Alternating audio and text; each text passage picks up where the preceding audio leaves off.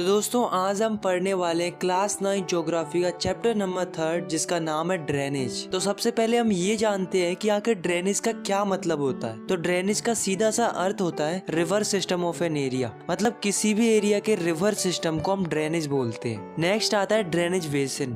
तो ये drainage basin क्या होता है, देखो जैसे मान लो कोई रिवर है, उसकी कई सारी ट्रिब्यूटरीज भी होंगी और कई सारी डिस्ट्रीब्यूटरीज भी होंगी। तो ये जो सिस्टम होता है किसी भी रिवर का, उसे हम ड्रेनेज बेसिन बोलते हैं। नेक्स्ट आता है वाटर डिवाइड। नाम से ही पता चल रहा है कि इसमें वाटर को डिवाइड करने की बात की जा रही है। जैसे कि आप इस डायग्राम में देखो, यहाँ पर आपको दो ड्रेनेज बेसिन दिख रहे हैं, पहला है ये वाला और दूसरा है ये वाला। अब जो भी इन ड्रेनेज बेसिन को डिवाइड करता है उसे हम वाटर डिवाइड कहते हैं। और ये वाटर डिवाइड कुछ भी हो सकते हैं, जैसे कि माउंटेन हो सकते हैं, कोई ऊंची उठी जमीन हो सकती है। तो हम लिख सकते हैं कि any upland or a mountain separating two adjoining drainage basin is known as water divide. अब दोस्तों हमारे चैप्टर का नेक्स्ट टॉपिक आता है जो कि है ड्रेनेज सिस्टम इन इंडिया। इसको हम एक और नाम दे सकते हैं जो कि है रिवर सिस्टम ऑफ इंडिया। मतलब हम इसमें इंडिया की रिवर्स के बारे में बात करने वाले हैं। इंडिया की रिवर्स दो ग्रुप्स में बटी हुई हैं। पहली है हिमालयन रिवर्स और दूसरी है peninsular reverse. Himalayan reverse Himalaya से निकलती है और पेनिनसुलर रिवर पेनिनसुलर प्लेटू से निकलती है। हिमालयन रिवर्स पेरेनियल होती है, मतलब इन्हें पूरी साल भर पानी रहता है, क्योंकि इन्हें दो जगहों से पानी मिलता है, एक तो बरसात से, और जब बरसात नहीं होती है तब इन्हें पहाड़ों की बर्फ से पानी मिल जाता है। इसलिए हिमालयन रिवर्स में हमेशा पानी रहता है। वहीं जो पेनिनसुलर रिवर्स होती हैं वो सीजनल होती हैं, मतलब इन्हें साल के कुछ ही महीनों में पानी रहता है, खास करके उन महीनों में जिन महीनों में बरसात होती है। बाकी महीनों में इनका पानी सूख जाता है या फिर इनका वाटर फ्लो कम हो जाता है। हिमालयन रिवर्स बहुत बड़ी होती है और जो पेनिनसुलर रिवर होती है वो जनरली छोटी होती है as compare to Himalayan river. तो सबसे पहले हम बात करते हैं हिमालयन रिवर्स की। तो हिमालय से कई सारी नदियां निकलती है, पर हमें इस चैप्टर में मेनली 3 नदियों के बारे में पढ़ना है, जिनका नाम है इंडस, गंगा और ब्रह्मपुत्रा।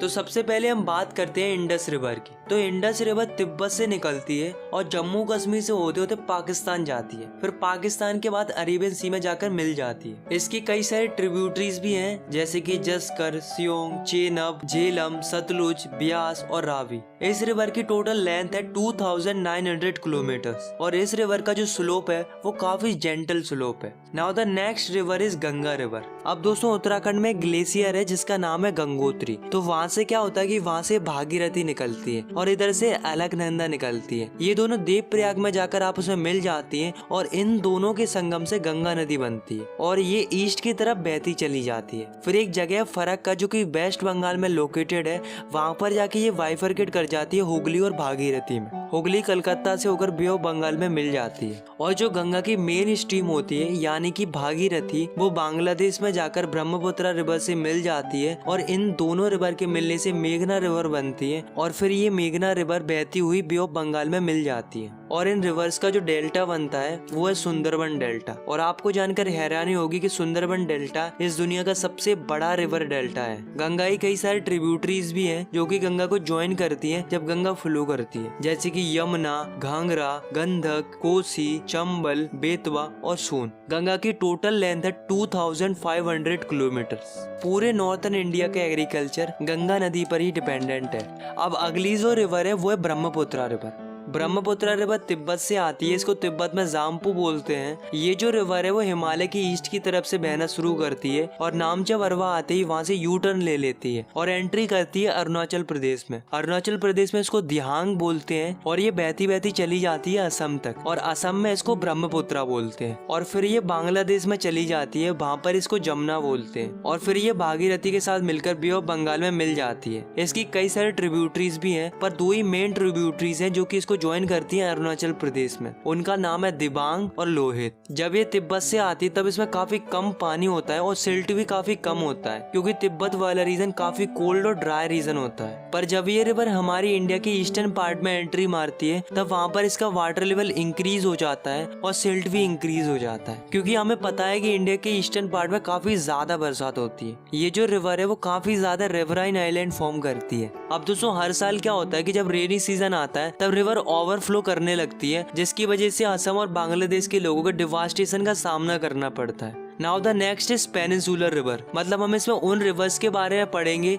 जो कि इंडिया के पेनिनसुलर रीजन से निकलती हैं। इंडिया के पेनिनसुलर रीजन में ज्यादातर रिवर वेस्टर्न घाट से निकलती हैं और ईस्ट की तरफ फ्लो करती हैं, जैसे कि महानदी, गोदावरी, कृष्णा एंड कावेरी। और केवल नर्मदा और तापी दो बड़ी रिवर हैं जो कि वेस्ट की तरफ फ्लो करती हैं और एस्चुरीज बनाती हैं। तो सबसे पहले हम बात करते हैं नर्मदा रिवर की। तो नर्मदा रिवर मध्य प्रदेश के अमरकंटक हिल से निकलती है और वेस्ट की तरफ बहती चली जाती है, फिर गुजरात से होकर अरेबियन सी में मिल जाती है। नर्मदा रिवर अपने रास्ते में बहुत सारी अट्रैक्टिव लोकेशन बनाती है, जैसे कि धुआंधार फॉल्स और मार्बल रॉक्स। नेक्स्ट है Tapi river. Tapi river Satpura ranges से बहती है। ये जो रिवर है वो नर्मदा रिवर के पैरेलल फ्लो करती है और महाराष्ट्र और गुजरात से होकर अरेबियन सी में चली जाती है, बट इसकी जो लेंथ होती है वो छोटी होती है नर्मदा रिवर से। अब दोस्तों और भी कुछ छोटी छोटी रिवर्स हैं जो कि वेस्ट की तरफ फ्लो करती हैं, जैसे कि साबरमती, माही, भारतपूर्णा, प्रियार।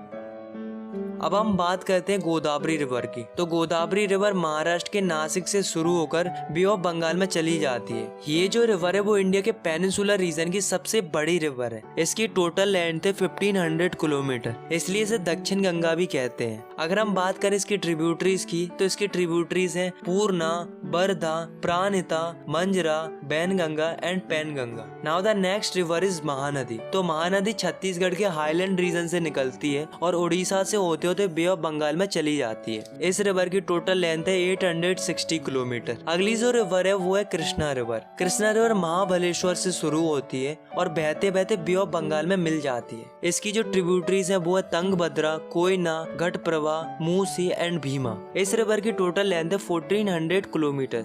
नेक्स्ट है Kaveri river. Kaveri river western ghat की ब्रह्मगिरी हिल से बहना शुरू करती है और तमिलनाडु के कुंडालोर से होकर बे ऑफ बंगाल में मिल जाती है। इसकी टोटल लेंथ है 760 किलोमीटर्स। अगर हम इसकी ट्रिब्यूटरीज की बात करें तो इसकी ट्रिब्यूटरीज हैं अमरावती, भवानी, हेमावती एंड कावनी। तो दोस्तों इन रिवर्स के अलावा कुछ और रिवर्स हैं जो कि वेस्ट टू ईस्ट फ्लो करती हैं इन पेनिनसुलर रीजन, जैसे कि दामोदर, ब्राह्मणी, बैतरणी एंड सुबर्ण रेखा। तो दोस्तों अभी तक हमने इंडिया की कई सारी रिवर्स के बारे में जाना। हमने हिमालयन रिवर्स के बारे में जाना, पेनिनसुलर रिवर्स के बारे में जाना, लेकिन अब हम बात करने वाले इंडिया की लेक्स के बारे में। तो इंडिया के अंदर अलग अलग प्रकार की लेक्स पाई जाती हैं जिनके साइज और कैरेक्टरिस्टिक अलग अलग होते हैं। इंडिया के अंदर ज्यादातर लेक्स परमानेंट होती हैं, मतलब उनमें साल भर पानी रहता है, मगर कुछ लेक ऐसी भी होती हैं जो कि रेनी सीजन पर डिपेंड करती हैं। इंडिया की लेक्स कई प्रकार से बनती है। कुछ लेक्स ग्लेशियर और आइस शीट्स के एक्शन से बनती है, तो कुछ लेक विंड, रिवर और ह्यूमन एक्टिविटी की वजह से बनती है। इंडिया के अंदर ज्यादातर fresh water lake Himalaya region में पाई जाती है, क्योंकि ये ग्लेशियर के मेल्ट होने से बनती है। इंडिया के जम्मू कश्मीर रीजन में वूलर लेक है जो कि टेक्टोनिक एक्टिविटीज की वजह से बनी है। ये जो लेक है वो इंडिया की लार्जेस्ट फ्रेश वाटर लेक है।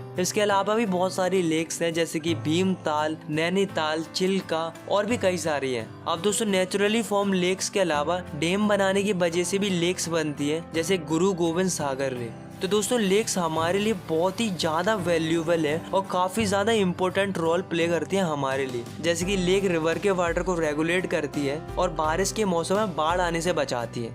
लेक की मदद से हम इलेक्ट्रिसिटी जनरेट कर पाते हैं by developing hydro power plant. Lakes अपने आसपास के क्लाइमेट को मॉडरेट करते हैं और एक्वाटिक इकोसिस्टम को भी मेंटेन रखते हैं। लेक्स किसी भी जगह की खूबसूरती को बढ़ाते हैं, जिसकी वजह से टूरिज्म को भी बढ़ावा मिलता है। लेक्स के अलावा रिवर्स भी हमारी इकोनॉमी के लिए काफी ज्यादा इम्पोर्टेंट रोल प्ले करते हैं, क्योंकि रिवर्स का पानी हम इरिगेशन के लिए यूज करते हैं, नेविगेशन के लिए इस्तेमाल करते हैं और हाइड्रो पावर जनरेशन के लिए भी इस्तेमाल करते हैं। लेकिन दोस्तों लोग अपने फायदे के लिए इन रिवर्स को बर्बाद कर रहे हैं। Domestic, municipal, industrial and agriculture के लिए पानी की डिमांड बढ़ रही है, तो लोग क्या कर रहे हैं, काफी ज्यादा क्वांटिटी में पानी निकाल रहे हैं नदियों से, जिसकी वजह से जो वाटर लेवल है नदियों का वो डिक्रीज हो रहा है। और जो इंडस्ट्रीज होती है उनका जो गंदा पानी निकलता है उसे सीधा नदियों में डाल दिया जाता है, जिससे हमारी रिवर्स पॉल्यूट होती जा रही है और पानी की क्वांटिटी भी डिक्रीज होती जा रही है। और ये गंदगी इतनी ज्यादा हो रही है कि रिवर्स अपने पानी को सेल्फ क्लींस भी नहीं कर पा रही है। तो इसके लिए हमें और हमारी गवर्नमेंट को इस पर ध्यान देना होगा, जिससे हमारी रिवर्स और लेक्स हमेशा साफ बनी रहे। नो डाउट गवर्नमेंट प्रयास कर रही है, बट और भी ज्यादा फोकस्ड होने की जरूरत है। आई होप आपको ये वीडियो पसंद आई होगी।